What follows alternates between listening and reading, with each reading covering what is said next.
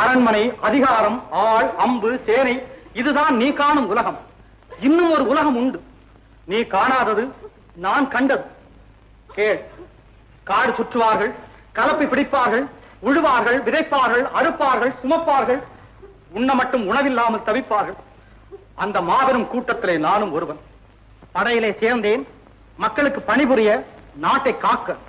சேர்ந்த பின்பே அறிந்தேன், ஆற்ற வேண்டிய படை மக்களை அழ வைத்தது, வாழ வைக்க வேண்டிய படை மக்களை மாய வைத்தது என்று. உங்கள் ஆட்சியின் கொடுமைகள் அனைத்தையும் கண்டேன்.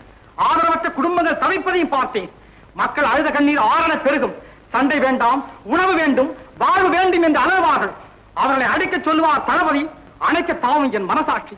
உள்ளம் துடித்தது, உதிரம் கொதித்தது. ஏன் இப்படி? எதற்காக? நடக்கலாமா? சரிதானா? இவைகளை எனக்குள் நானே கேட்டுக்கொண்டேன். ஒரே ஒரு முடிவிற்குத்தான் வந்தேன். மக்களிலே ஒருவன் தலைவனாகும் வரை மன்னராட்சியின் அக்கிரமத்திற்கு முடிவே இருக்காது என்று அறிந்தேன்.